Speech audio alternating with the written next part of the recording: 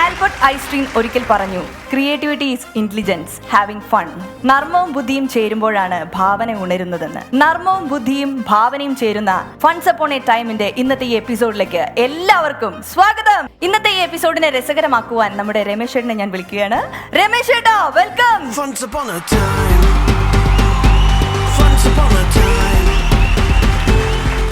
രമേശ് ചേട്ടാ, എന്തോ രമേശ് ചേട്ടനെ ഓൾവേസ് വെൽക്കം. Thank you. ഒറ്റയ്ക്ക് നിന്നൊരു സദസ്സിനെ പൊട്ടിച്ചിരിപ്പിക്കുക എന്ന് പറയുന്ന ശ്രമകരമായ ദൗത്യം ഏറ്റെടുത്തിട്ടുള്ള ആളുകളുടെ ഒരു വേദിയാണ് ഇത്. ഞാൻ പലപ്പോഴും വൺമാൻ ഷോകൾ, ഗാനമേളകളുടെ ഇടയിൽ അല്ലെങ്കിൽ ഒറ്റയ്ക്കുള്ള മിമിക്രി പ്രോഗ്രാമുകൾ അവതരിപ്പിച്ചിട്ടുള്ള ആളാണ്. 8 പേര് കൂടുന്ന മിമിക്സ് പരേഡുകളിൽ ചെയ്തിട്ടുണ്ട്, വലിയ വലിയ മെഗാ ഷോകളിൽ പരിപാടി ചെയ്തിട്ടുണ്ട്. പക്ഷേ ഈ യാത്രയുടെ ഏതോ ഒരു പോയിന്റിൽ ഈ ഒറ്റയ്ക്ക് എന്നതിനോടൊപ്പം ഒരു കണക്ഷൻ, ഒരാളും കൂടെ വന്ന് ചേരുക എന്ന് പറയുന്നത്, അങ്ങനെ ചേർന്നപ്പോൾ ഉണ്ടായ റിസൾട്ട് എൻ്റെ ജീവിതത്തിൽ വളരെ വലുതായിരുന്നു. ഇന്നത്തെ ഈ എപ്പിസോഡിൽ അതിഥിയായി നമ്മളോടൊപ്പം എത്തുന്നത്, അതിഥി എന്ന വാക്ക് ഔപചാരികതയുടെ പേരിൽ മാത്രം ഞാൻ ഉപയോഗിച്ചതാണ്. ഫൺസ് അപ്പോൺ എ ടൈമിന് അദ്ദേഹം ഒരു അതിഥിയല്ല, ഫൺസ് അപ്പോൺ എ ടൈമിൻ്റെ ഒരു കുടുംബക്കാരനാണ് അദ്ദേഹം. മികച്ച നർമ്മങ്ങൾ ഒരുപാട് നമുക്ക് സംഭാവന ചെയ്തിട്ടുള്ള മലയാള സിനിമയിലെ ഏറ്റവും തിരക്കുള്ള താരങ്ങളിൽ ഒരാളായി മാറിക്കൊണ്ടിരിക്കുന്ന ഏറ്റവും പ്രിയപ്പെട്ട ധർമ്മജൻ ബോൽഗാട്ടിയെ ഞാൻ സ്വാഗതം ചെയ്യുന്നു. സ്വാഗതം Dharmajan.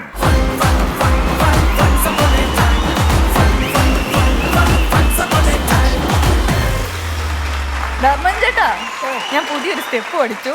Welcome to the show ട്ടോ. അതാദ്യം ആ സാധനം നിങ്ങൾക്ക് അത്ര എളുപ്പത്തിൽ കിട്ടൂല.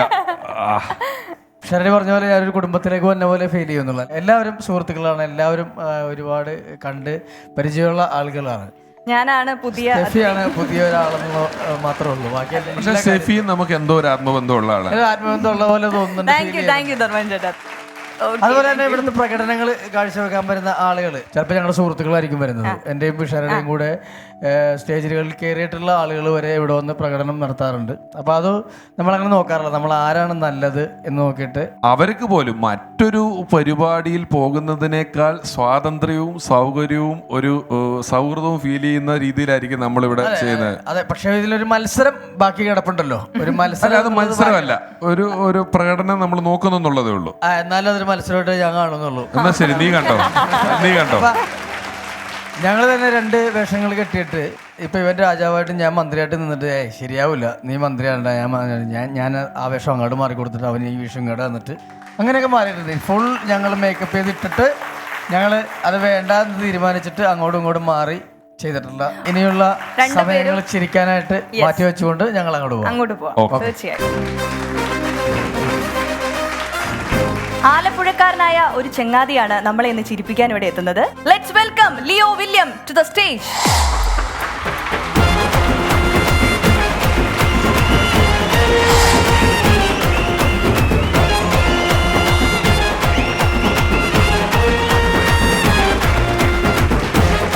ലിയോ, ഞാൻ ഡാൻസ് ചെയ്തു, പക്ഷെ ഡാൻസ് ചെയ്തില്ലല്ലോ. എന്നാലും കുഴപ്പമില്ല. ഫൺസ് അപ്പോൺ എ ടൈമിലേക്ക് സ്വാഗതം. അതെ, എനിക്ക് ഇവിടെ നിന്നപ്പോ പെട്ടെന്നൊരു സിനിമ ഓർമ്മ വന്നു ധർമ്മജ. വൈശാലി എന്ന് പറയുന്ന സിനിമയുണ്ട്.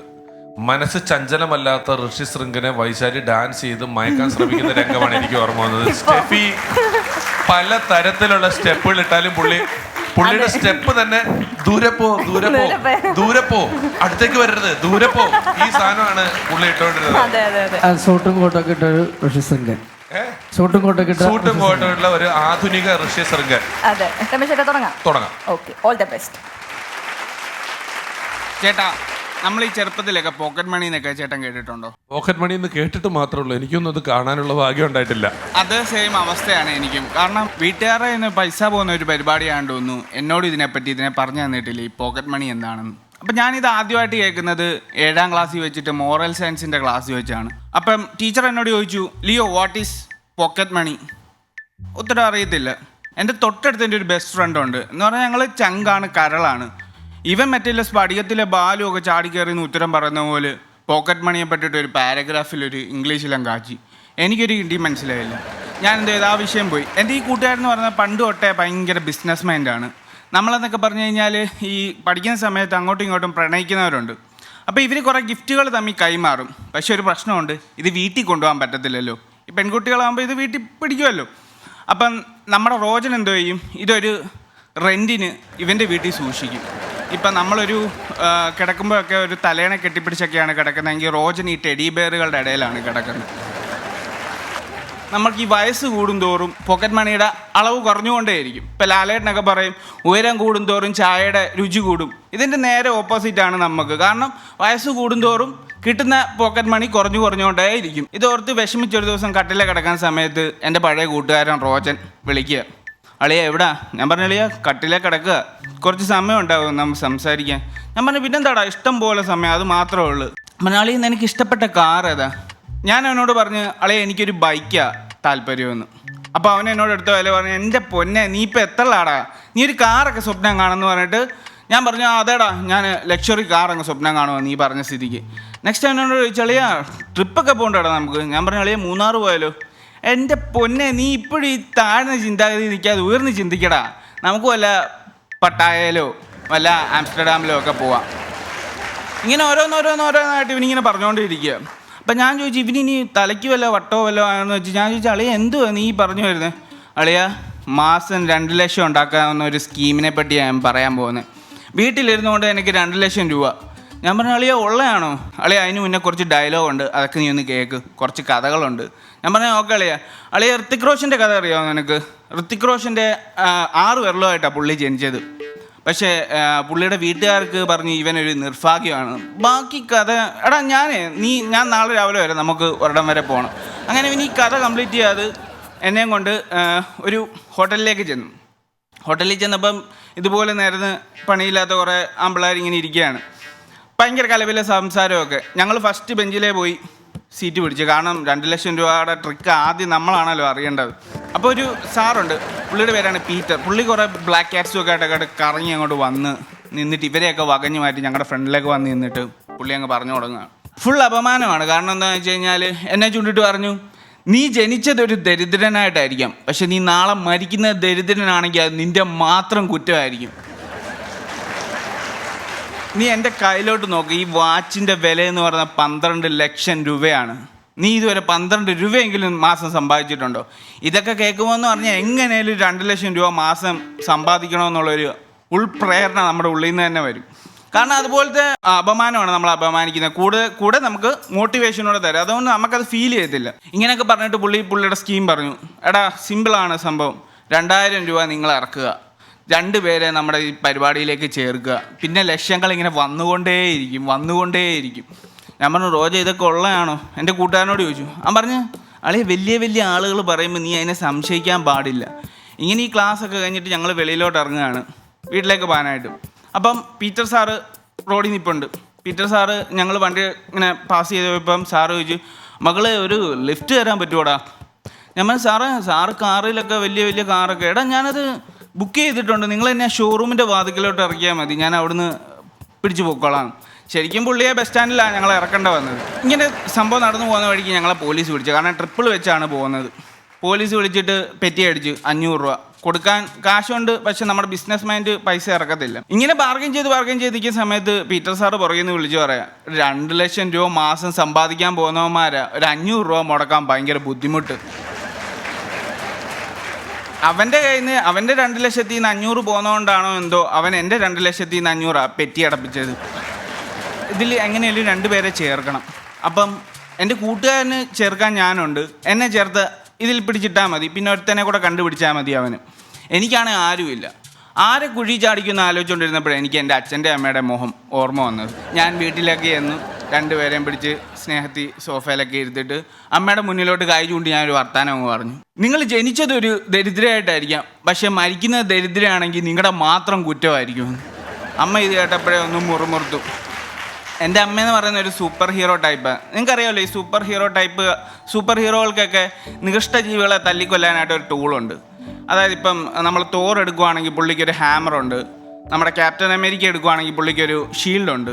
എൻ്റെ അമ്മയ്ക്കെന്ന് പറഞ്ഞ ഒരു കണ്ണോപ്പയാണ് ഉള്ളത്. അത് വെച്ചിട്ട് നികൃഷ്ട ജീവിയായ എന്നെ തല്ലിക്കൊല്ലാനായിട്ട് ഇരിക്കുകയാണ് അമ്മ നൈസായിട്ട് അത് എടുക്കാൻ അടുക്കളയിലോട്ട് കയറി. ഞാൻ പറഞ്ഞു പ്ലാൻ ചീറ്റിയല്ലോ. അച്ഛൻ മാത്രം ഒന്നും മിണ്ടാതെല്ലാം കേട്ടോണ്ടിരിക്കുകയാണ്. അപ്പം ഞാൻ ഇത് അച്ഛൻ്റെ സൈഡിൽ ഏറ്റില്ലെന്ന് അറിഞ്ഞിട്ട് ഞാനിത് തിരിഞ്ഞങ്ങോട്ട് നടക്കുകയാണ്. അപ്പോൾ അച്ഛൻ എൻ്റെ നൈസായിട്ട് എൻ്റെ 2 തോളയിലോട്ടും പിടിച്ചിട്ട് പറഞ്ഞു MLM, പീറ്റർ സാറ്, മാസം 2 ലക്ഷം. കാരണം പുള്ളി ഓൾറെഡി ക്ലാസ്സിന് പങ്കെടുത്ത്. അപ്പോഴേ എനിക്ക് മനസ്സിലായി ഇത് പാരമ്പര്യമായിട്ട് കിട്ടിയ ഒരു സംഭവമാണെന്ന് എനിക്ക് മനസ്സിലായി. So that was my time. My name is Leo. Thank you. Leo hello. നന്നായിട്ട് പറഞ്ഞു. Thank you. നല്ലൊരു കഥയായി, നല്ല എല്ലാവർക്കും മനസ്സിലാവുന്ന രീതിയിൽ പറഞ്ഞു. Thank you. സൂപ്പർ ആയിരുന്നു കേട്ടോ. നമുക്ക് ധർമ്മജൻ ചേട്ടനോട് ചോദിക്കാം. ഞാൻ ആദ്യം അല്ലയോ ഈ നമ്മൾ പക്ഷേ ഈ പണ്ട് പഠിത്തമൊക്കെ കഴിഞ്ഞിട്ട് എന്ത് ചെയ്യുമെന്ന് ആലോചിക്കുന്ന ടൈമിന് ഈ 101 തൊഴിലുകൾ എന്നൊക്കെ പറഞ്ഞൊരു ബുക്കൊക്കെ ഉണ്ട്. വളരെ നിസ്സാരമായിട്ട് 10 രൂപയ്ക്ക് പഠിത്തമൊക്കെ കഴിഞ്ഞിട്ട് എന്ത് ചെയ്യും എന്നുള്ള അല്ല ആ ചിന്ത. ശരിക്കും പഠിത്തമൊക്കെ കഴിഞ്ഞിട്ട് എങ്ങനെ അധ്വാനിക്കാതെ പൈസ ഉണ്ടാക്കാന്നുള്ളതാണ് നമ്മൾ ശരിക്കും ചിന്തിക്കുന്നത്. 10 രൂപയ്ക്ക് 101 തൊഴിൽ എന്നുള്ളൊരു ബുക്ക് കിട്ടും. ആ ബുക്കിൽ ഒരുപാട് തൊഴിലുകൾ ഉണ്ടാവും. അതുപോലെ ഞാൻ കേൾക്കാത്ത 102ാമത്തെ തൊഴിലാണ് പ്രേമിക്കുന്നവര് കൊടുക്കുന്ന ഗിഫ്റ്റ് റെന്റിന് സൂക്ഷിക്കുന്ന ഒരു ജോലി. അതെ, ഇവന്റെ കൂട്ടുകാരൻ. അത് ഭയങ്കര ഒരു ജോലിയായി പോയി. എന്നാലും പ്രകടനം നല്ലതായിരുന്നു. ഇതൊക്കെ ഈ കൂടിയിരിക്കുന്നവരും ഞങ്ങളും എല്ലാവരും അനുഭവിച്ചിട്ടുള്ള കഥകളാണിത്. പണ്ട് ഇതുപോലെയുള്ള ചെയിൻ മാർക്കറ്റിങ്ങിലൊക്കെ പോയി ക്ലാസ്സുകളിൽ ഇരുന്നിട്ട് നമ്മളെയൊക്കെ ചൂണ്ടി ഇതേപോലെ പറഞ്ഞിട്ടുണ്ട്. ഞാൻ എന്നെക്കാട്ടും കൂടുതൽ ചൂണ്ടൽ അനുഭവപ്പെട്ടൊരു കഥയുണ്ട്. എന്നെ എൻ്റെ ഒരു ആശാൻ പിടിച്ചുകൊണ്ട് പോയിട്ട് ഒരു ധ്യാന കേന്ദ്രത്തിൽ കൊണ്ടുപോയി. ഞാൻ ശരിയല്ല എന്ന് പറഞ്ഞിട്ട് ധ്യാന കേന്ദ്രത്തിൽ കൊണ്ടുപോയിട്ട് ആളുകളുടെ ഇടയിൽ ഇങ്ങനെ ഇരിക്കുക. കുറേ ആളുകളുണ്ട് ഇരിക്കുക, പ്രാർത്ഥനയുണ്ട്, കാര്യങ്ങളുണ്ട്. അതിൻ്റെ ഇടയിൽ നിന്ന് ഇദ്ദേഹം സാക്ഷ്യം പറയാനായിട്ട് സ്റ്റേജിലേക്ക് കയറി. സാക്ഷ്യം പറയാൻ കയറിയിട്ട് ഞാൻ അങ്ങനെയായിരുന്നു, ഞാനിങ്ങനെയായിരുന്നു, എനിക്കിങ്ങനെ ഒരു തൊഴിലുണ്ടായിരുന്നു, ഞാൻ അതിൻ്റെ ഇടയ്ക്ക് മദ്യപാനിയായി തീർന്നു. അപ്പം എൻ്റെ കൂടെ ഒരു ശിഷ്യനുണ്ടായിരുന്നു, അവനും കൂടെ എൻ്റെ കൂടെ കടന്ന് നശിച്ചു. അങ്ങനെയാണ് അവനും നശിക്കുന്നത് കണ്ടിട്ട് എനിക്ക് സങ്കടം വന്നു. നിൽക്കുന്നതാണ് എൻ്റെ ശിഷ്യനൊന്ന് എണീറ്റിരിക്കുക. എന്നെ എണീറ്റിച്ച് നിർത്തിയിട്ട് ആളുകൾ മുഴുവൻ തിരിഞ്ഞ് എന്നെ ഇങ്ങനെ നോക്കിയിട്ട് അതുപോലെയാണ് എന്നോട് അപമാനത്തിന് ഇവര് ഞങ്ങളുടെ അവിടെ ഒരു ദിവസം എൻ്റെ ഒരു സുഹൃത്തിൻ്റെ ഒരു ദിവസം പെട്ടെന്ന് വിളിച്ചിട്ട് ചോദിച്ചു, നിങ്ങളെല്ലാവരും കൂടെ വരണം, ഒരു സംഭവം ഉണ്ടെന്ന് പറഞ്ഞു. അപ്പോൾ എന്നെ വിളിക്കുമ്പോൾ ഞാൻ വല്ല ചെറിയ ലൊട്ടിലൊടുക്ക് മിമിക്രി പരിപാടി കിട്ടുന്നു ഓർത്താ പോകുന്നത്. സൈക്കിളും ചവിട്ടി ചെന്നപ്പം ഞങ്ങളുടെ നാട്ടിൽ ഈ സാധനത്തിൻ്റെ ഇറക്കിറങ്ങിയിട്ടിരിക്കുക. 10-20 വർഷം മുമ്പ് സ്കൂളിൽ ശനിയാഴ്ച സ്കൂളിൻ്റെ ഹോൾ എടുത്തിട്ട് ഒരു സാറ് വന്നിട്ടുണ്ട്, ഒരു പീറ്റർ സാറ് വന്നിട്ടുണ്ട്. ഞങ്ങളുടെ നാട്ടിലുള്ള ആൾക്കാർ മുഴുവൻ അവിടെ കൂടി ഇരിപ്പുണ്ട് ഇതിനകത്ത്. അതായത് ഇതുമൊന്നുമായിട്ട് ഒരു ബന്ധവുമില്ലാതെ അവിടെ ഒരു 2 ഏക്കർ പറമ്പ് മാത്രം കിളച്ച് ജീവിക്കുന്ന ഒരു ഞങ്ങളുടെ സുഹൃത്തിൽപ്പെട്ടൊരു പരിചയമുള്ളൊരു വല്യപ്പനുണ്ട്. വല്യപ്പൻ എന്ന് പറഞ്ഞാൽ ഇടയ്ക്കിടയ്ക്ക് തൂമ്പ കാലെ കൊണ്ടിട്ട് ആശുപത്രിയിൽ പോയിട്ട് കാലിൽ എപ്പോഴും കെട്ടുണ്ടാവും. അത് കെട്ടിയിട്ട് പുള്ളിയുടെ തള്ളവിരൽ ഇത്രയും വലിയൊരു ഉണ്ടായിരിക്കും, അല്ലാതെ ചെറിയൊരു കെട്ടൊന്നും അല്ല പുള്ളി കെട്ടുന്നത്. അങ്ങനത്തെ ഒരാളാണ് പുള്ളിക്ക്. കിളയല്ലാതെ വേറെ ഒരു പരിപാടിയും ഇല്ല. പുള്ളി അവിടെ വളരെ ഹാപ്പി ആയിട്ട് ആ ഒരു പ്രദേശത്ത് ജീവിക്കുന്ന ആളാണ്. പുള്ളി ഷർട്ട് ഇടാതെ ഇതിന്റെ ഫ്രണ്ട് റോയിൽ വന്നിരിപ്പുണ്ട്. ഈ മീറ്റിങ്ങിന്റെ ഫ്രണ്ട് റോയിൽ പുള്ളി ഇരിപ്പുണ്ട്. അപ്പം ഇത് പഠിപ്പിക്കുന്ന ആൾ പറഞ്ഞു, ചിലർ പറയും പൈസ ഉണ്ടെങ്കിൽ നമുക്ക് വലിയ ടെൻഷനാണെന്ന്. പൈസ ഉണ്ടെങ്കിൽ ബാങ്കിലിട്ടാ പോരെ, നിങ്ങൾക്ക് സുഖിച്ച് ജീവിച്ചൂടെ? നമ്മൾ എന്തിനാണ് നമ്മുടെ ജീവിതത്തിന് ഇങ്ങനെ ചെറുതായിട്ട് ചിന്തിക്കുന്നത്? ഞാൻ പറയുന്നു, നിങ്ങളുടെ ഈ റൂട്ട് ലൈനിൽ നിങ്ങളുടെ കീഴിൽ 100 പേരാകുമ്പോൾ നിങ്ങൾക്ക് ലഭിക്കുന്നത് ഒരു ലാൻസർ കാർ ആയിരിക്കും. 100 പേരാകുമ്പോൾ നിങ്ങൾക്ക് കിട്ടുന്ന ഒരു ലാൻസർ കാർ ആയിരിക്കും. ഉടനെ എല്ലാവരും വളരെ ആവേശമായി. അത് കഴിഞ്ഞിട്ട് പുള്ളി പറഞ്ഞു, ലാൻസർ കാറ് 100 പേരാകുമ്പോഴാണ്, പക്ഷേ നിങ്ങളുടെ കീഴിൽ 1000 പേരാകുമ്പോൾ നിങ്ങൾക്ക് ലഭിക്കുന്നത് ഒരു മെഴ്സിഡസ് ബെൻസ് കാർ ആയിരിക്കും. ഭയങ്കര കൈയടി. എന്നിട്ട് ഈ പുള്ളി പറഞ്ഞു, ഞാനൊന്ന് ചോദിച്ചോട്ടെ, നിങ്ങളുടെ കൂട്ടത്തിൽ ലാൻസർ വേണ്ട മെഴ്സിഡസ് മതി എന്നുള്ളവരൊന്ന് കൈ പൊക്കിക്കേ എന്ന് പറഞ്ഞപ്പോൾ ഞാൻ നോക്കുമ്പോൾ ഈ കിളക്കണ പാപ്പൻ. കാരണം മോഹിച്ചു പോവുകയാണ്. പുള്ളിക്ക് ഇതൊന്നും അറിയത്തില്ല. വിളിച്ചു വരുത്തിയിട്ട് ഇങ്ങനെ പറയണ ആള് ഓട്ടോറിക്ഷ വിളിച്ചിട്ട് പോവുകയും ചെയ്യും. ഓട്ടോറിക്ഷ വിളിച്ചിട്ട് വേറെ ഒന്നും നടക്കുകയല്ല. അപ്പൊ അതിൽ നമ്മളൊക്കെ പെട്ടിട്ടുണ്ട്. പിന്നെ തൻ്റെ പറച്ചിൽ രസമുണ്ടെങ്കിൽ ചിലപ്പോൾ എനിക്ക് ഓർക്കുന്നത് മുഖത്തറിയാം. ഇപ്പൊ പറഞ്ഞുകൊണ്ടിരിക്കുമ്പോൾ അടുത്തത് ഓർക്കുന്നത് മുഖത്തുണ്ട്. തലതാത്തി ഇങ്ങനെ സാധനങ്ങൾ ഓർത്ത് ഇങ്ങനെ കറക്റ്റ് ഓർഡറിൽ പറയുന്നത്. അത് കുറച്ചുകൂടെ രസമായാൽ പ്രസന്റേഷൻ കുറച്ചുകൂടെ ഗംഭീരമാകും. കേട്ടോ? വളരെ ലിയോ, അപ്പം പറഞ്ഞ എല്ലാ കാര്യങ്ങളും ഒന്ന് മനസ്സിൽ വായിച്ച് മനസ്സിലാക്കി ഒക്കെ ഒന്ന് റെഡിയാക്കി അടുത്ത പ്രാവശ്യം വീണ്ടും വരണം. വരും സ്ട്രോങ് ആയിട്ട്. ഓൾ ദ ബെസ്റ്റ് കേട്ടോ. Okay, thank you so much Leo. പത്തനംതിട്ടയിൽ നിന്നും പൊട്ടിച്ചിരിപ്പിക്കുന്ന തമാശകളുമായി എത്തുന്നു Anil. Let's welcome Anil.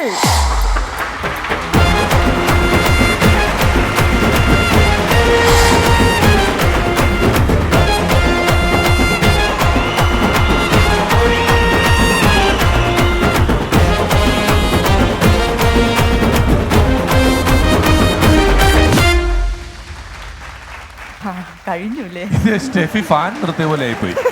Fan നമ്മൾ ഓഫ് ചെയ്ത് കഴിഞ്ഞിട്ട് ഒരു 6 കറക്കം പിന്നെയും കറങ്ങുമല്ലോ, അതുപോലെ പാട്ടും തീർന്നു, ഡാൻസും തീർന്നു, അനിലും നിർത്തി, കയ്യടിയും നിർത്തിയിട്ട് ഒരു 3 കറക്കം സ്റ്റെഫിയുടെ വക എക്സ്ട്രാ ഉണ്ടായിരുന്നു. അല്ല, അനിലിന്റെ വരവിന് തന്നെ ഒരു എനർജി ഉണ്ടായിരുന്നു. ആ എനർജി നിങ്ങളുടെ പ്രകടനത്തിലും നമ്മൾ എനിക്ക് വ്യക്തിപരമായ അനിലിനോടുള്ള പരിചയം എന്ന് പറയുന്നത് 1999 സെപ്റ്റംബർ മാസത്തിലാണ്. 99 സെപ്റ്റംബർ മാസത്തിൽ നമ്മളുടെ ഉദ്ഘാടനം ചെയ്ത സലീം കുമാറേട്ടൻ ആദ്യമായിട്ട് ട്രൂപ്പ് തുടങ്ങിയപ്പോൾ ആ ട്രൂപ്പിലുണ്ടായിരുന്ന 8 പേരിൽ ഞങ്ങളിൽ ഒരാളാണ് അനിൽ ഇലവന്തട്ട ചേട്ടൻ. ആ വർഷം നമ്മൾ അദ്ദേഹത്തോടൊപ്പം ഞാൻ ഒരുപാട് പരിപാടികൾ ചെയ്തു. അദ്ദേഹത്തിന്റെ വീട്ടിൽ ഞാൻ പോയിട്ടുണ്ട്. ആ സമയത്ത് ഇലവന്തട്ടയിൽ നമ്മൾ ഒരിക്കൽ പോയി അവിടെ താമസിച്ചിട്ടുണ്ട്. താമസിച്ച വീടിനടുത്തൊരു പുഴയോ എന്തൊക്കെയോ സ്ഥലങ്ങളൊക്കെ ഉണ്ട്. അവിടെ തോട്ടിൽ കുളിച്ചെന്ന് തോന്നുന്നു. നമ്മൾ പോയിട്ട് തോട്ടിൽ പോയി ഞങ്ങളൊരു കുളിയൊക്കെ കുളിച്ചു. അനിൽ ഇലവന്തട്ട ചേട്ടൻ നല്ല ചിത്രകാരനാണ്. കൊച്ചിൻ സ്റ്റാലിയൻസ് എന്ന് പറയുന്ന ട്രൂപ്പിന്റെ ആദ്യത്തെ വർഷത്തെ വണ്ടിയുടെ മേളിൽ കുത്തിവെക്കുന്ന ബോർഡ് എഴുതിയത് ട്രൂപ്പിൽ പ്രോഗ്രാം ചെയ്യാമെന്ന പുള്ളി തന്നെ. പുള്ളിക്ക് ഉള്ള ബോർഡ് കണ്ടപ്പോൾ ഇഷ്ടപ്പെട്ടില്ല. പുള്ളി കൈകൊണ്ടൊരു ബോർഡ് എഴുതിയിട്ട് ആ ബോർഡും കൊണ്ടാണ് ആ വണ്ടി ഒരു വർഷം കേരളം മുഴുവൻ കറങ്ങി നടന്നത്. മായും കായും തമ്മിൽ നമ്മളൊരു കോമ്പറ്റീഷൻ ഐറ്റം ഉണ്ടായിരുന്നോ? ഞാൻ മകാരം വെച്ച് പറയും, അദ്ദേഹം കാ വെച്ച് പറയും. വെറുതെ അനിലേട്ടാ നമുക്കൊന്ന് ഒരു സാമ്പിൾ അടിച്ചു നോക്കണോ? ശരി, ഞാൻ മായി തുടങ്ങാം. മായാണ് മകനെ മലയാളത്തിലെ 56 വർഷങ്ങളിൽ മഹത്തായ മായില്ലാതെ മനുഷ്യന് പ്രത്യേകിച്ച് മലയാളികൾക്ക് മുഴുവൻ കഴിയില്ല. കലാകേരളത്തിലെ കഴിവുള്ള കലാകാരന്മാരെ കൈഡികൾ കൊണ്ട് കുളിര് ഒരുപ്പിക്കാനായി കൂടിയിരിക്കുന്ന കൂട്ടുകാർക്ക് എന്റെ കായ്ക്കേണ്ട കാര്യങ്ങളിൽ കട്ടി കുട്ടികളുടെ ഇഷ്ടങ്ങളെ ക്രിക്കറ്റിൽ 2 കളിക്കാർ വാങ്ങുന്ന കോടയിൽ ഒരുക്ക കാമ്പിളി കുമ്പളെ കനിക്കർ കപ്പിലത്തെ എല്ലാം കകാരന്മാരല്ലേ. അമേരിക്കൻ ഒരുക്ക ക്ലിന്റന്റെ കാമിക്ക് മോണിക്ക ലെവൻസ്കി 2 മായുടെ മഹാത്മത്തെക്കുറിച്ച് മുഴുകയാണെങ്കിൽ മണ്ണിലെ മൂലകങ്ങളെ മങ്ങിടാതെ കാത്തിടാണ് മണ്ണോലിപ്പ് തടയാനും മരങ്ങൾ മതി. മരമില്ലാതായാൽ പിന്നെ മഴയില്ലാതായി മാറും, മഴയില്ലാതായാൽ പിന്നെ മണ്ണിടം മോശം. കലയിൽ കൂടുതലും കായാണ്. കൂത്തു, കൂടിയാട്ടം, കാവടിയാട്ടം, കുർത്തിയോട്ടം, കുത്തിയോട്ടം, കടുവാലി, കോൽത്തലി, കോലംതുള്ളൽ, കുമ്മാട്ടി, കഥകളി. ആയോധന കലകൾ 3 കായാണ്. കരാട്ടെ, കളരി, കുംഫു. കാണുന്നതും കാണാത്തതുമായ അവയവങ്ങളൊക്കെ കായാണ്. കൈ, കാല്, കണ്ണ്, കാത്, കരള്, കവിള്, കഴുത്ത്, കഷ്ണം, കൺപീലി, കർണം, കുംഭ, എണ്ണി, കുടവയർ, കൃഷ്ണമണി. ഇതിന്റെ ക്ലൈമാക്സ് എന്ന് പറഞ്ഞാൽ സരിഞ്ചേട്ടൻ വന്ന് കയറും. നീ ക നീ മാ, ഇനി കമ്മാന്നൊരു അക്ഷരം ഇടരുത്. അതായിരുന്നു അന്നത്തെ ക്ലൈമാക്സ്. എന്റെ ഒരു ചെറിയ ആഗ്രഹം, ഇതൊക്കെ പഠിക്കാൻ എന്താ ചെയ്യണ്ടേ? ഇത് പഠിക്കാൻ നല്ല ലോൺ എടുക്കണം. എന്നിട്ട് ബാങ്കിൽ നിന്ന് വിളി വരും CC മുടങ്ങിയെന്ന്. അപ്പൊ നമ്മളെ എന്തും ചെയ്യും. ഇത് പഠിച്ച് വിറ്റ് കാശാക്കും അല്ലേ അല്ലേട്ടാ? അല്ല, നമ്മള് ഇങ്ങനെ കാണുമ്പോണ്ടല്ലോ ഇത് ഭയങ്കര ഒരു ക്യൂരിയോസിറ്റിയാണ് അറിയാനും. ഇത് പഠിക്കുന്നതിനേക്കാൾ എളുപ്പം മറ്റേ ആങ്കറിങ് ആദ്യം ഒന്ന് കറക്റ്റ് ആക്കിയായിരുന്നു. നല്ലൊരു ചോദ്യമാണ്.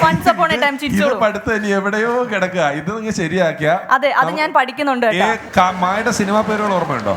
സിനിമ നടന്മാരുടെ പേര് ഓർമ്മയുണ്ട്. പറഞ്ഞേ. മലയാള സിനിമയിലെ 3 മായുള്ള മമ്മൂട്ടിയാണ് മെഗാസ്റ്റാറായി മിന്നിത്തിറങ്ങുന്നത്. 3 മായുള്ള മമ്മൂട്ടിയെ മറികടക്കാൻ വേണ്ടി മഞ്ഞൾ പിരിഞ്ഞ പൂക്കളിൽ മഹാവില്ലനായി കിടന്നു വന്ന മോഹൻലാലിനും മറ്റൊരു മാക്കാരൻ. അങ്ങനെ 3 മായുള്ള മമ്മൂട്ടിയും 2 മായുള്ള മോഹൻലാൽ മാത്രമല്ല മലയാള സിനിമയിലെ മാക്കാരും മണിയമ്പിൾ രാജ്, മഹേഷ്, മുകേഷ്, മനോജ് കെ, മനോവർമ്മ, മുകുന്ദൻ, മാഫിയസി, മച്ചാൻ വർഗീസ്, മണവാള ജോസും, മഞ്ജുവാരി, മാധവി, മാനസി, മേനക, മോനിഷ, മനീഷ കൊയ്രാള, ഇന്നിങ്ങനെ പോകും മലയാള സിനിമയിലെ മാക്കാർ. കണ്ണു കാണാത്ത കുരുടനെ കാണികളെ കരയിപ്പിക്കാൻ കലാഭൂമണി കാലാരംഭിക്കുന്ന കാട്ടിലെ മാനന്റെ ഗാനമാണ് പാടിയത്. കാര്യഗൗരവമില്ലാത്ത കുട്ടികളെ മറത്ത കരുമാടിക്കുട്ടനെപ്പോൾ കൈകൊട്ട് പെണ്ണെ തുടങ്ങുന്ന മറ്റൊരു ഗാനമാണ് പാടിയത്. കുളനെയും കുബേരനെയും കസരന്തനം കമലഹാസനിൽ കായുണ്ട്. നടുക്ക് കായുള്ള ഷക്കീലായിരുന്നു കേരളത്തിലെ കൗമാരക്കാരെയും കോളേജ് കുമാരന്മാരെയും കോരി തെറിപ്പിച്ചുകൊണ്ടിരുന്നത്. കൂടാതെ കനകത, കൽപ്പന, Kottarakkara, കായമാധവ്, കുഞ്ചാക്കവും കവേർപനമ, KP ചിരിത, KT സ്പ്രനിൽ, Kaithapram, KJ Yesudas എല്ലാം കാകാരന്മാരാണ്. മതി, ഇനി നമ്മളിപ്പോൾ മത്സരമില്ല. നിങ്ങളിപ്പോൾ എന്നെ കാണുന്നത് TV-യിലൂടെ അല്ല, എന്നെ നേരിട്ടാണ് കാണുന്നത്. എന്നാൽ പ്രേക്ഷകർ എന്നെ കാണുന്നത് TV-യിലൂടെയാണ്. ഞാൻ പറഞ്ഞു വരുന്നത്, നമ്മൾ ആദ്യമായിട്ടും TV കാണുന്ന ദിവസം ഒരിക്കലും വിചാരിച്ചിട്ടില്ല നമ്മളൊക്കെ ഈ TV-ക്കകത്താകുമെന്നും ഇതൊരു വരുമാന മാർഗമാകുമെന്ന്. ശരിയല്ലേ? അപ്പോൾ ഞാൻ ഈ TV-യെക്കുറിച്ചാണ് പറയാൻ വരുന്നത്. ഒരുപക്ഷെ മുൻപിരിക്കുന്ന ന്യൂ ജനറേഷൻ കുട്ടികൾക്ക് TV ഇല്ലാത്തൊരു കാലഘട്ടമോ അല്ലെങ്കിൽ TV ആദ്യമായിട്ട് വരുന്ന കാലഘട്ടമോ പറഞ്ഞാൽ മനസ്സിലായില്ല. എന്തായാലും ഞങ്ങളുടെ നാട്ടിൽ ആദ്യമായിട്ട് TV വരുന്നത് പുത്തൻ വീട്ടിലാണ്. പേരെയുള്ള പുത്തൻ വീട് ഒരു അന്നത്തെ കാലത്ത് ഒരു 10-45 വർഷത്തെ പഴക്കമുള്ള വീടാണ്. അപ്പോൾ ഒരു ബ്ലാക്ക് ആൻഡ് വൈറ്റ് TV. ആഴ്ചയിൽ ഒരു ദിവസമാണ് മലയാള സിനിമയുള്ളത്, ഞായറാഴ്ച വൈകിട്ട് 4 മണിക്ക്. ആ ഞായറാഴ്ച വൈകിട്ട് 4 മണിക്കുള്ള സിനിമ കാണാൻ വേണ്ടി ഞങ്ങളുടെ നാട്ടിലെ ആബാലവൃദ്ധ ജനങ്ങളും ഈ പുത്തൻ വീട്ടിൽ സിറ്റൗട്ടിലോട്ട് ഇങ്ങനെ ഒഴുകി എത്തുക. ഒരു 3-3:30 ആകുമ്പോഴേക്കും ആൾക്കാർ വരും. ഒരു 3:45 അവിടുത്തെ സാറ് അവർ TV ഹാളിൽ നിന്ന് ഇങ്ങനെ മാറ്റി സിറ്റൗട്ടിലോട്ട് തിരിച്ചു വെക്കും. അപ്പോൾ ആദ്യം വരുന്നവർക്ക് ഈ സിറ്റൗട്ടിൽ തറബെഞ്ചിലിരിക്കാനുള്ള സൗകര്യമുണ്ട്. താമസിച്ച് വരുന്നവർക്ക് ബാക്കിലൊരു അരമതിലുണ്ട്. ആ അരമതിലിൻ്റെ പിന്നിൽ ഈ ചുടുകട്ടയും പിന്നെ ഈ കവളമടലും ഒക്കെ എടുത്തിട്ടിട്ട് അതിൻ്റെ പുറത്ത് കയറി നിൽക്കും. അപ്പം നമ്മളതിന് ബാൽക്കണി എന്നായിരുന്നു പറയുന്നത്. അതിനുശേഷം 3:55 ആകുമ്പോഴേക്ക് സാറിങ്ങനെ വരുന്നു. സാറ് TV പതുക്കെ ഓണാക്കും. ആദ്യം ഒരു വെളുത്ത ഒരു മഞ്ഞ് പോലെ സ്ക്രീൻ വരും. അത് കഴിഞ്ഞ് ഇങ്ങനെ തേനീച്ച പോലെ ഗ്രെയിൻസ്. അപ്പോൾ നമ്മൾ തേനീച്ചായിരുന്നായിരുന്നു പറയുന്നത്. അതിനുശേഷം സിനിമ ഇങ്ങനെ ഓപ്പൺ ആവുക. സിനിമ ഇങ്ങനെ തുടങ്ങുമ്പോൾ തിയേറ്ററിലെ പോലെ ബിസിലടിയോ കയ്യടിയോ ആരോ ഒന്നും അവിടെ നടക്കുന്നില്ല. കാരണം അവിടെ ഒരു മുത്തശ്ശിയുണ്ട്. ഈ മുത്തശ്ശിക്ക് ഇവിടെ ആൾക്കാർ കൂട്ടം കൂടി വന്നിരിക്കുന്നത് അത്ര ഇഷ്ടമല്ല. അപ്പോൾ അവിടുത്തെ സാറ് എന്ന് പറയും, എന്താമേ ടി വി ഒന്നും ഇല്ലാത്ത ആൾക്കാരല്ലേ, കണ്ട് സന്തോഷിച്ച് പോട്ടെ. പക്ഷെ മുത്തശ്ശി ഇതുകൊണ്ടൊന്നുമല്ല പറയുന്നത്. ആൾക്കാരൊക്കെ വന്നിരുന്നിട്ട് ഈ ഭിത്തിയിലൊക്കെ ഇങ്ങനെ ചാരി ഇരുന്ന് ഈ തലമുടിയിലെ വെളിച്ചെണ്ണയും കരിയും ചെളിയെല്ലാം കൂടി ഭിത്തിയിൽ ഇങ്ങനെ കറുത്ത പാട് പോലാവും. അതിങ്ങനെ ലാമിനേഷൻ ചെയ്ത പോലെ കഴുകിയാൽ പോലും പോകത്തില്ല. നമ്മൾ സിനിമ കണ്ടൊരു എനർജി ആയ ഒരു സമയത്ത് മുത്തശ്ശി എഴുന്നേറ്റിട്ട്, അയ്യോ ടി വി ചൂടായി കേട്ടോ, ചൂടായി, ടി വി അങ്ങ് ഓഫ് ചെയ്യും. മക്കളെ മുത്തശ്ശി ഇച്ചിരി വെള്ളം കുടിച്ചിട്ട് വരട്ടെ കേട്ടോ എന്ന് പറഞ്ഞ് വെള്ളം കുടിക്കാൻ അകത്തോട്ട് പോകുന്നു. അപ്പോൾ നമ്മളിങ്ങനെ ചൂടായിട്ടിരിക്കുക, എന്തെങ്കിലും പറയാൻ പറ്റുമോ? രണ്ടാമത് വീണ്ടും മുത്തശ്ശി വെള്ളം കുടിച്ചിട്ട് തിരികെ വരുമ്പോൾ ഒരു മുറുക്കാമ്പതി കൈ കാണും. തിരിച്ച് വരുമ്പോൾ ചൂടൊക്കെ മാറി കേട്ടോ, ടി വി ഓണാക്കി മുറുക്കാനൊക്കെ എടുത്ത് ഇങ്ങനെ മുറുക്കി വെളിയിൽ വാതിലിലോട്ട് നീട്ടിയൊരു തുപ്പ. അപ്പോൾ അങ്ങനെ പലപ്പോഴും തുപ്പ. ഓരോ സമയം നോക്കിയപ്പോഴേ ബ്ലാക്ക് ആൻഡ് വൈറ്റ് ടി വിയാണ്, കുറച്ച് സമയത്തേക്ക് കളർ ടി വി ആയിട്ടിരിക്കുന്നു ഈ തുപ്പൽ തെറിച്ചിട്ട്. മലയാളികൾക്ക് കോമൺ ആയിട്ട് ദേഷ്യം തോന്നുന്ന ഒരു ടീമുണ്ട്, ബാലകൃഷ്ണൻ, മായ, അളകനന്ദ, അങ്ങനെയൊക്കെയുള്ള ആൾക്കാർ. അവർ ടി വിയിൽ ന്യൂസ് വായിക്കുന്നവരാണ്. ടി വിയുടെ ക്ലൈമാക്സ് ഇങ്ങനെ ആയി വരുമ്പോഴേക്കാണ് ടി വിയിൽ എഴുതി കാണിക്കും, പ്രധാന വാർത്തകൾക്ക് ശേഷം മലയാള ചലച്ചിത്രം തുടരും. അപ്പോൾ ശരിക്കും പറഞ്ഞാൽ ഒരു ഇൻ്റർവെലാണ്. അപ്പോൾ ടോയ്ലറ്റിൽ പോകുന്നവർക്കൊക്കെ ബാക്കിൽ പോകാം, വരുമ്പോൾ നിന്ന് കാര്യം സാധിക്കാം. അപ്പോൾ ഈ ഇരിക്കുന്നവരാരും എഴുന്നേക്കത്തില്ല, കാരണം ഈ സീറ്റ് നഷ്ടപ്പെടുമല്ലോ. അപ്പോൾ ഇരിക്കുന്നവരാരും എഴുന്നേക്കത്തില്ല. അപ്പോൾ ആ കാലഘട്ടത്തിൽ നമുക്ക് ഈ ദേശീയ നേതാക്കന്മാരോട് സത്യം പറഞ്ഞാൽ ഭയങ്കര ആരാധനയാണ്. അവർക്ക് സ്വന്തം അച്ഛനോടും അമ്മയോടും ഇല്ലാത്തൊരു സ്നേഹവും ബഹുമാനവും. അവർക്കാർക്കും ഒരാപത്തും വരരുതെന്ന് നമ്മൾ പ്രാർത്ഥിക്കും. കാരണം മറ്റൊന്നും കൊണ്ടൊന്നുമില്ല, ഇവരാരെങ്കിലും മരിച്ച പിന്നെ ഒരാഴ്ചത്തേക്ക് ടി വിയിൽ വീണവായനയാണ്. അപ്പോൾ ആ കാലഘട്ടത്തിലാണ് നമ്മുടെ രാജീവ് ഗാന്ധി, പ്രധാനമന്ത്രി രാജീവ് ഗാന്ധി മരിക്കുന്നത്. അന്നും ഒരാഴ്ച മൊത്തം വീണവായനയായിരുന്നു. വീണവായനയാണെങ്കിലും നമ്മൾ പതുക്കെ ആ ഗേറ്റിൻ്റെ അടക്കം ചെന്ന് ചെവി ഇങ്ങനെ വെക്കും. വീണവായന എങ്ങനെ ഇടയ്ക്കാണ് നിർത്തിയാലോ, പക്ഷേ വീണവായന ഫുള്ള് ഇങ്ങനെ തുടർന്നുകൊണ്ടിരിക്കും. അപ്പോൾ നമ്മുടെ നാട്ടിൽ ഒരു വീണവിദ്വാൻ ഉണ്ടായിരുന്നു, ജോൺസൺ ആശാൻ. പുള്ളി AAR ഫെയിമ. പുള്ളിയാണ് അന്ന് ഈ രാജീവ് ഗാന്ധി മരിച്ച സമയത്ത് അവിടെ വീണ വായിക്കാൻ വേണ്ടി പോയത്. അദ്ദേഹം അവിടെ ഒരാഴ്ച വീണ വായിച്ചു. ആശാൻ അവിടെ നിന്ന് തിരിച്ചു വന്നിറങ്ങുമ്പോൾ നാട്ടുകാർ അദ്ദേഹത്തിൻ്റെ പേരിട്ടു നീറോ ചക്രവർത്തി. കാരണം അവിടെ വീണ വായിച്ചുകൊണ്ടിരുന്നപ്പം ഇവിടെ അദ്ദേഹത്തിൻ്റെ വീടും പോരയുടെ മൊത്തം കത്തിപ്പോയി. നമ്മുടെ നാട്ടിലെ പ്രധാനപ്പെട്ട പ്രേമങ്ങളെല്ലാം പൊട്ടിവിടുന്നത് ഈ സിറ്റൗട്ടി വെച്ചായിരുന്നു. കാരണം ഇന്നത്തെ പോലെ ആൺ പെൺ വ്യത്യാസമൊന്നും വന്നില്ല. ആണുങ്ങളും പെണ്ണുങ്ങളും ഇങ്ങനെ തൊട്ടുരുമ്മി ഇങ്ങനെ ആ സിറ്റൗട്ടിൽ ഇങ്ങനെ ജാമായിട്ട് ഇങ്ങനെ ഇരിക്കുക. അപ്പോൾ ഈ ചെറിയ ഗ്യാപ്പുള്ളടത്ത് കൊച്ചുങ്ങളെയൊക്കെ പിടിച്ച് ഫില്ല് ചെയ്യും. അപ്പോൾ ഇങ്ങനെ ജാമായിട്ടിരിക്കുന്നു. ഇതിനിടയ്ക്ക് പ്രേമിക്കുന്ന ചില ആൾക്കാരുണ്ട്. പക്ഷേ ഇന്നത്തെ പോലെ മരം ചുറ്റി പ്രേമോ പാർക്കിലോ ബീച്ചിലോ പോലുള്ള പ്രേമമൊന്നുമില്ല. ഇവിടെ തൊട്ടുരുമ്മി ഇരിക്കുമ്പോഴുള്ള ചില സംസാരങ്ങളില്ല, ആക്ഷൻസുകളാണ്. കാരണം തൊട്ടടുത്ത് അമ്മയും അച്ഛനൊക്കെ കൂടെ ഇരിക്കുമായിരിക്കും. അവർക്ക് ആർക്കും അറിയത്തില്ല ഈ സംഭവം. അവർക്കാർക്കും മനസ്സിലാക്കാനും പറ്റത്തില്ല ചില ആക്ഷൻ. അപ്പോൾ അന്നത്തെ ഈ പ്രേമത്തിൻ്റെ ഒരു പ്രധാന വേർഷനായിരുന്നു കണ്ണിറുക്കി കാണിക്കുന്നത്. കാമുകൻ കാമുകി കണ്ണിറുക്കി കാണിക്കും, അത് അവർക്ക് സൂഹിക്കും. പിന്നെ കാമുകി അല്ലാത്ത ആൾക്കാരെ ചിലർ ആണുങ്ങൾ കണ്ണിറുക്കി കാണിക്കും. അത് ചില പെണ്ണുങ്ങൾക്ക് ഇഷ്ടപ്പെടും, ചിലരാണ് കല്ലെടുത്തെറിയും. അപ്പോൾ അതല്ലാതെ മറ്റ് ശല്യങ്ങളൊന്നുമില്ല. അന്നത്തെ കാലത്ത് ഈ പണക്കാരും തീരുമാനിക്കുന്നത് വീടിൻ്റെ പുറത്ത് ഏരിയലുണ്ട് ആൻറ്റിന എന്ന് പറയുന്നത്. അത് നോക്കിയാണ് പണക്കാരും തീരുമാനിക്കുന്നത്. ആൻറ്റിന എന്ന് പറയുമ്പോൾ ഒരു 10-30 അടി പൊക്കം, അതിൻ്റെ പുറത്ത് ഇങ്ങനെ മീൻമുള്ള് പോലിരിക്കുന്ന ഒരു ആൻറ്റിന അന്നത്തെ. അപ്പോൾ ഈ മീൻമുള്ള് ആണെന്ന് കരുതി ചില കാക്കയെ പൂച്ചയൊക്കെ വന്ന് ഇതിനകത്ത് കൊത്തും, ഈ ആൻറ്റിനെ കൊത്തുന്ന സമയത്ത് ടി വിക്ക് ഒരു അസുഖമുണ്ട്. നമുക്ക് ചില അസുഖങ്ങളുണ്ട്, മൈഗ്രെയിൻ. പക്ഷേ ഈ ടി വിക്ക് അതല്ല, ഗ്രെയിൻസ് എന്ന് പറയുന്ന സംഭവം ഉണ്ടാവും. അപ്പോൾ ഈ ഗ്രെയിൻസ് മാറ്റാൻ വേണ്ടി നമ്മുടെ നാട്ടിൽ ഒരു വിദഗ്ധനായ ഒരാളുണ്ടായിരുന്നു, പ്രകാശണ്ണൻ. ആ നാട്ടിലെ ആസ്ഥാന ഗ്രെയിൻസ് മാറ്റക്കാരനാണ്. ഈ ഗ്രെയിൻസ് മാറ്റുന്ന ഒരു കോഴ്സ് 6 മാസം ഇവിടെ പോയി പഠിച്ചതായി ഈ പ്രകാശണ്ണൻ. അപ്പോൾ ഈ പ്രകാശണ്ണൻ ഇവിടുത്തെ ടി വിക്ക് ഒരു ഗ്രെയിൻസ് വന്നാൽ അപ്പോൾ സാറ് പറയും, പ്രകാശണ്ണനെ എന്ന് പോയി വിളിച്ചേ. 2 പയ്യന്മാർ സൈക്കിളിൽ പോകുന്നു, പ്രകാശനെ വിളിച്ചുകൊണ്ട് വരുന്നു. ഒരു കളക്ടർ വരുന്ന പവറാണ് പ്രകാശന് 2 സഹായികൾ കൂടെ കാണും. ഒരു സഹായി നേരെ വന്ന് ഈ ടി വിയുടെ നോവെ പിടിക്കും, ഒരു സഹായി മുറ്റത്ത് നിൽക്കും, പ്രകാശന ഏറ്റവും മുകളിൽ കയറും. അപ്പോൾ ഇങ്ങനെ ഗ്രെയിൻസ് മാറ്റുകയാണ്. സംഭവം എന്താ പറയുക, മേപ്പോട്ടിരുന്ന കമ്പിയിൽ ക്രോസ് ഒരു ചെറിയ കമ്പി വെച്ചിട്ടുണ്ട്, അതിൽ പിടിച്ചിങ്ങനെ തിരിച്ചാൽ മാത്രം മതി. പക്ഷേ ഈ ട്രിക്ക് ആർക്കും പറഞ്ഞു കൊടുക്കത്തില്ല പ്രകാശന, സ്വന്തം സഹായികൾക്ക് പോലും ഈ ട്രിക്ക് പറഞ്ഞു കൊടുക്കത്തില്ല. അപ്പോൾ അങ്ങനെ ഈ ടി വി ഉള്ള എല്ലാ വീടുകളിലും പ്രകാശനൻ ഒരു അവിഭാജ്യ ഘടകമായി മാറി. പ്രകാശനൻ ഗ്രെയിൻസ് മാറ്റാൻ പോകുന്നു. അപ്പോൾ അങ്ങനെ ഗ്രെയിൻസ് മാറ്റി പ്രകാശനൻ 2 കണ്ണിന് ഗ്രെയിൻസ് ആയിട്ട് മാറി. ഇപ്പം ചെങ്ങന്നൂർ കണ്ണാടിക്കട ഇട്ടുക ഗ്രെയിൻസ് ഒപ്റ്റിക്കൽസ് എന്ന് പറയുന്നത്.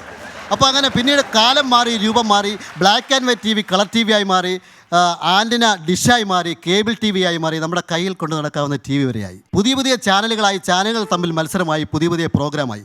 അങ്ങനെ പോപ്പുലറായ ഒരു ചാനലിൻ്റെ പോപ്പുലറായ ഒരു പ്രോഗ്രാമിൽ പോപ്പുലറായ 2 സിനിമാ നടന്മാരുടെ മുൻപിൽ പോപ്പുലർ ആകാൻ വേണ്ടി ഞാനിങ്ങനെ നിൽക്കുമ്പോൾ എൻ്റെ നാട്ടുകാർ പറയും, അങ്ങനെ ആനില വന്നിട്ട് ഈ ടി വിക്കകത്തായി.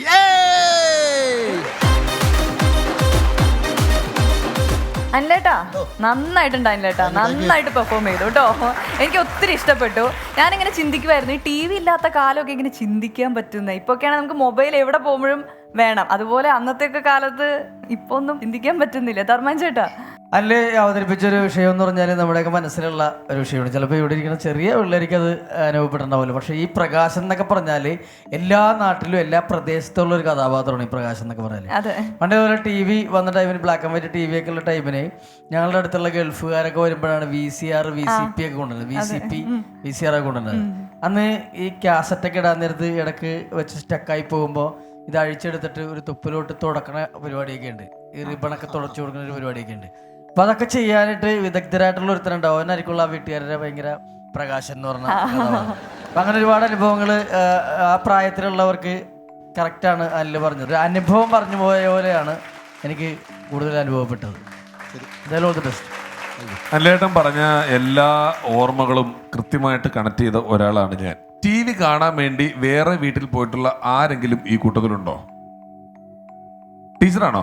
ആദ്യമായിട്ടൊരു ടീച്ചറിനെ കൈപൊക്കിച്ചതിനുള്ള സമ്മാനം എനിക്ക് തന്നെ. ഞാൻ പൊളിച്ച്. ഞാൻ ഏത് കോളേജിൽ നിന്നാണ് വരുന്നത്? Wisdom college, Kunnamkulam. ഏത് പരിപാടിയാണ് ടീച്ചർ അപ്പുറത്തെ വീട്ടിൽ പോയി കണ്ടിട്ടുള്ളത്? സിനിമകൾ കാണാനാണ് പോകാറുള്ളത്. അപ്പൊ എനിക്ക് ഭയങ്കര ദേഷ്യമാണ് സൺഡേ ട്യൂഷന് പോകാൻ. ഞാൻ എപ്പോഴും ഓർക്കണ ഒരു സംഭവമാണിത്. സൺഡേ ട്യൂഷൻ ആ മാഷാണെങ്കിൽ 5 മണി 4:30 5 വിടുള്ളൂ. സിനിമ കാണിക്കല്ല നമ്മളെ. സിനിമ കാണിക്കാൻ ഒരിക്കലും ടീച്ചറിന്റെ സ്റ്റുഡൻസിന് എടുത്തിട്ട് പറയണം, എനിക്ക് ദേഷ്യം വരുന്നു. എന്റെ മെയിൻ പരിപാടി ഏതായിരുന്നു? ഞാൻ അപ്പുറത്തെ വീട്ടിൽ പോയി കണ്ടിട്ടുള്ളത് He-Man and the Masters of the Universe. ഞാനൊക്കെ കണ്ടിട്ടുള്ളത് ചിത്രഹാറാണ്. ചിത്രഹാർ, രംഗോലി, സപ്താഹിക്ക് എന്നൊക്കെ പറഞ്ഞ ഒരു കെട്ട് പരിപാടികള് ഞാൻ കുറച്ച് കാലങ്ങളിൽ എനിക്ക് അപ്പുറത്തെ വീട്ടിൽ ഞാൻ TV കാണാൻ പോയിട്ടുണ്ട്. പിന്നെ DD2 വന്നു, ബൂസ്റ്റർ എന്ന് പറഞ്ഞൊരു സാധനം വന്നു. DD2 ക്ലിയർ ആയിട്ട് കെട്ടാൻ വേണ്ടി ആന്റിനയിൽ ട്യൂബ് ലൈറ്റ് വെച്ച് കെട്ടിയാൽ കുറച്ചുകൂടെ ക്ലാരിറ്റി. അതിനുശേഷം പിഷാരടി കേബിൾ TV നടത്തി. കേബിൾ വന്നേ പിന്നെ കേബിൾ TV നടത്തിയിട്ടുണ്ട്. കേബിൾ TV വന്നേ പിന്നെ കേബിൾ TVയില് ജൂക്ക് ബോക്സ്, ഒരു കമ്പ്യൂട്ടർ മേടിച്ച് അതിൽ കുറെ പാട്ടൊക്കെ ഇൻസ്റ്റാൾ ചെയ്തിട്ട് ലാൻഡ് ഫോൺ കണക്ഷൻ എടുത്ത് സോഫ്റ്റ്വെയർ വെച്ചിട്ട് ആൾക്കാർക്ക് പാട്ട് കേൾക്കാം. ജൂക്ക് ബോക്സ് ഒക്കെ എന്റെ ജൂക്ക് ബോക്സ് ആയിരുന്നു അവിടെ നടന്നത്. പക്ഷേ ജൂക്ക് ബോക്സ് ഞാൻ വീട്ടിൽ വന്ന് നോക്കുമ്പോൾ അത് സ്റ്റക്ക് ആവും. പിന്നെ അതിന്റെ മേളിൽ ചെന്നത് ഓടിച്ചു വിടണം. അങ്ങനെ കുറച്ച് നാള് കേബിൾ TV പരിപാടി, ജൂക്ക് ബോക്സ് പരിപാടി. ഞങ്ങളുടെ നാട്ടിൽ ഈ ഇന്റർനെറ്റ് വന്ന സമയത്ത് ടെലിഫോൺ ബൂത്തിൽ ആദ്യമായിട്ട് ഇന്റർനെറ്റ് കഫേ തുടങ്ങിയപ്പോൾ വൈകിട്ട് 6 തൊട്ട് പിറ്റേ ദിവസം രാവിലെ 6 വരെ ഇന്റർനെറ്റ് കഫേയിലെ വിദഗ്ധൻ, അവിടുത്തെ ശാസ്ത്രജ്ഞൻ ഞാനായിരുന്നു. റിസൾട്ടൊക്കെ വരുന്നതിന് മുമ്പ് പിള്ളേർക്ക് റിസൾട്ട് പറഞ്ഞു കൊടുക്കുന്ന പണിയെടുക്കല്, അങ്ങനെ പല പണി എടുത്തിട്ടുണ്ട്. ബാക്കി എല്ലാം ഗംഭീരമായി. Thank you. പനിലേട്ടാ എല്ലാ കാര്യങ്ങളും അവർ പറഞ്ഞു. അപ്പം നെക്സ്റ്റ് ടൈം വരണം പൂർവാധികം ശക്തിയോടുകൂടി. തീർച്ചയായിട്ടും. Okay, all the best and thank you so much അനിലേട്ടാ. Once upon a time വേഷൻ 2 എക്സലൻസ് അവാർഡ് സെഗ്മെന്റിൽ ഇന്ന് എത്തിയിരിക്കുന്ന സ്പെഷ്യൽ ഗസ്റ്റ് ഒരു ആക്ടറാണ്, ഒരു കൊമേഡിയനാണ്, അതിലുപരി ഒരു ഡയറക്ടർ കൂടിയായ നമ്മുടെ സ്വന്തം യൂസഫ് ഖാനെ ഞാൻ വേദിയിലേക്ക് സ്വാഗതം ചെയ്യുകയാണ്. ലെറ്റ്സ് വെൽക്കം ഹരിശ്രീ യൂസഫ്.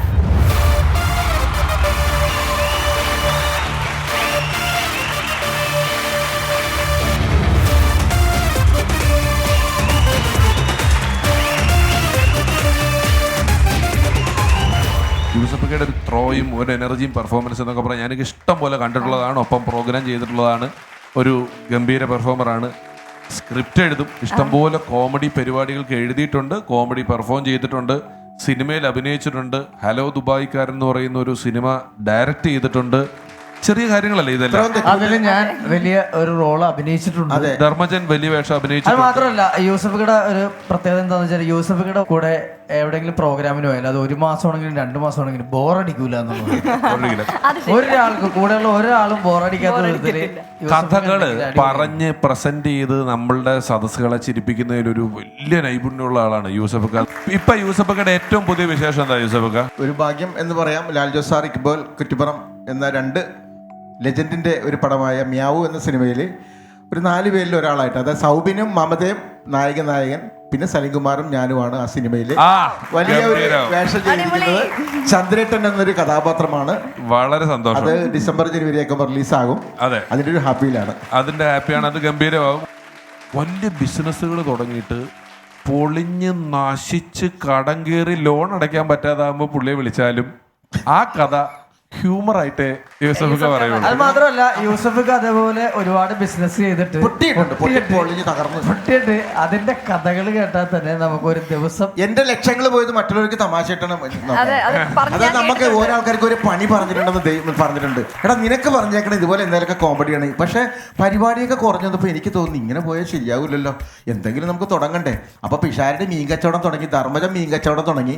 അതിനൊക്കെ ഞാൻ ധർമ്മനെ വിളിച്ചു ചോദിച്ചപ്പോൾ ധർമ്മജൻ പറഞ്ഞു 35 ലക്ഷം രൂപ വേണം ചേട്ടാ മീൻ വിൽപ്പന തുടങ്ങാനും. ഞാൻ പറഞ്ഞു ഒരു കൊട്ടയ സൈക്കിൾ ഉണ്ടെങ്കിൽ ഞാൻ വിറ്റ് കിടന്നാലേ ഒരു 2500 പരിപാടി നടന്നാലേ.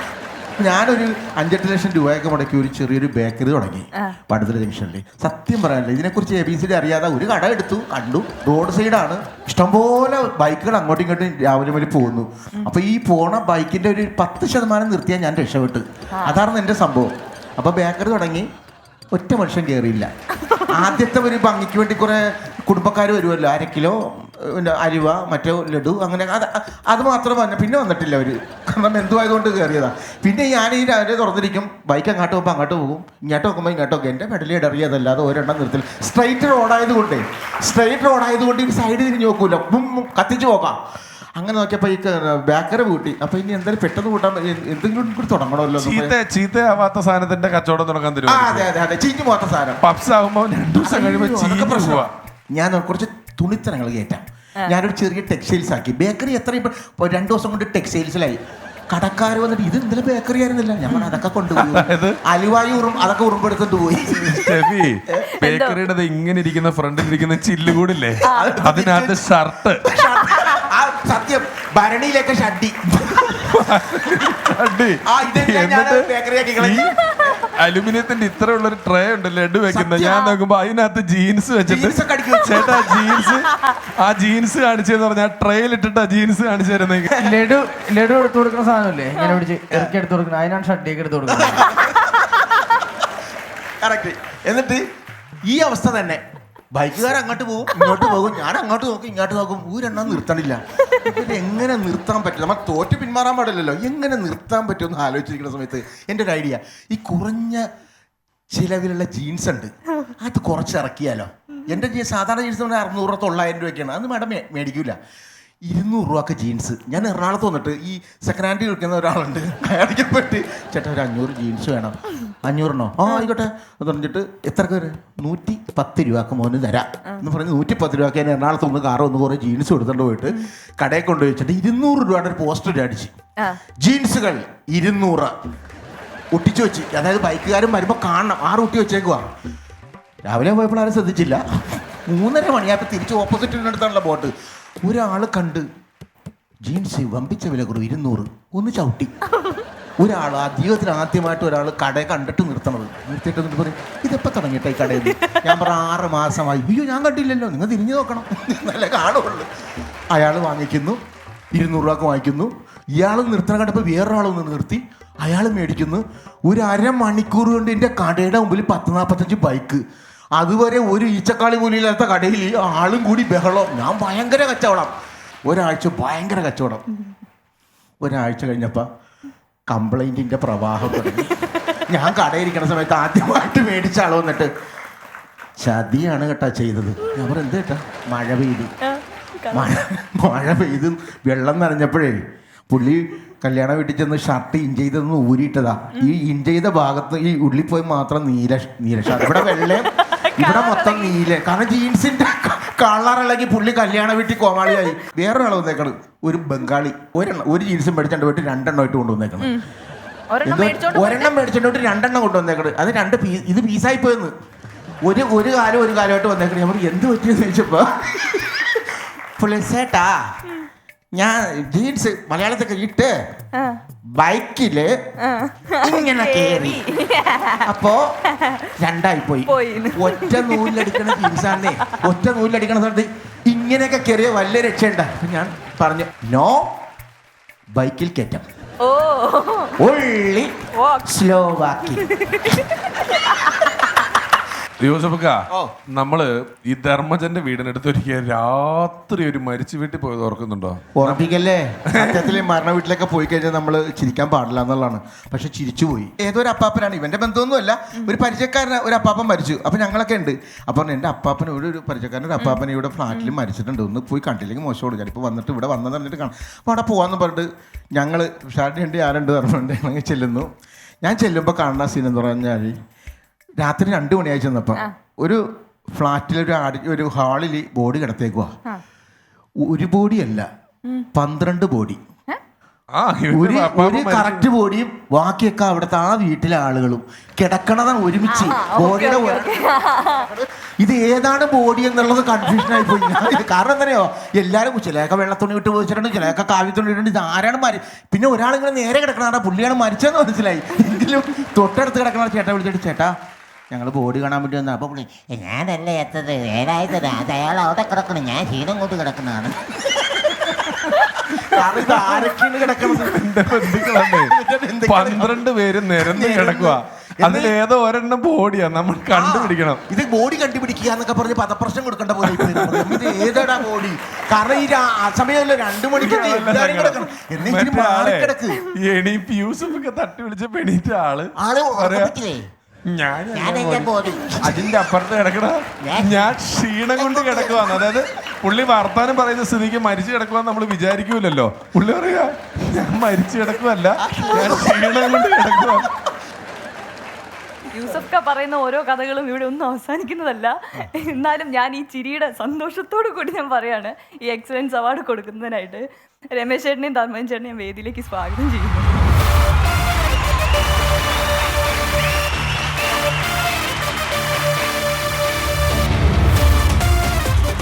ശരിക്കും പറഞ്ഞാൽ ഒരുപാട് കഥകൾ, ഒരുപാട് ട്രിപ്പുകൾ പോയതിൻ്റെ കഥകൾ ഇഷ്ടംപോലെ ഉണ്ട്. പറഞ്ഞാൽ തീരാത്തത്രയും കഥകളുമായിട്ടാണ് യൂസഫക്ക നടക്കുന്നത്. ശരിക്കും പറഞ്ഞാൽ കേട്ട് ചിരിച്ചിട്ട് കണ്ണീന്ന് വെള്ളം വന്നു ചോദിക്കാം. പലതരത്തിൽപ്പെട്ട അനുഭവങ്ങളും കഥകളും പറഞ്ഞ് ചിരിച്ച് കവിള് വേദന എടുക്കുന്ന അത്രയും തമാശകൾ പറയുന്ന ഒരു പ്രതിഭയാണ് യൂസഫക്ക. അദ്ദേഹത്തിന്റെ മ്യാവ് എന്ന് പറയുന്ന സിനിമയിൽ വലിയ വേഷമാണ് ഇപ്പൊ ചെയ്തിരിക്കുന്നത്. യൂസഫക്കയുടെ ഒരു സാന്നിധ്യം, ഒരു തമാശ പ്രോഗ്രാമിൽ യൂസഫക്കയുടെ സാന്നിധ്യം എന്ന് പറയുന്നത് ഗംഭീരമായിരിക്കും. അദ്ദേഹം ഒരു കണ്ടന്റ് പറയാതെ, ഒരു കണ്ടന്റ് പ്രൊവൈഡ് ചെയ്യാതെ അവിടെ ഒന്നും പോവില്ല. ഒപ്പമുണ്ടെങ്കിൽ വലിയ ചിരികൾ എല്ലാവർക്കും സമ്മാനിക്കുന്ന ഒരു പരാതിക്കാരനല്ലാത്ത ഒരു മികച്ച പ്രതിഭ.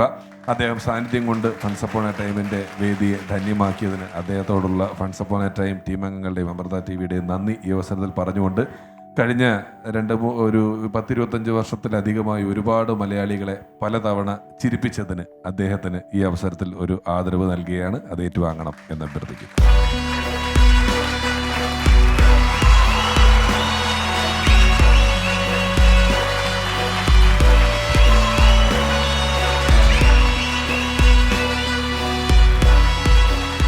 ഇന്നത്തെ ഈ എപ്പിസോഡിലെ ഗംഭീരമായിട്ടുള്ള പെർഫോമൻസുകളൊക്കെ നിങ്ങൾ കണ്ടു. ഇന്നത്തെ best performer of the day ആരാണെന്ന് നമുക്ക് നോക്കാം. അതിനായി ഞാൻ വേദിയിലേക്ക് വിളിക്കുകയാണ്. വിളിക്കട്ടെ രമേശ് ചേട്ടാ? ഉറപ്പായിട്ടും. Anil and Leo, let's welcome.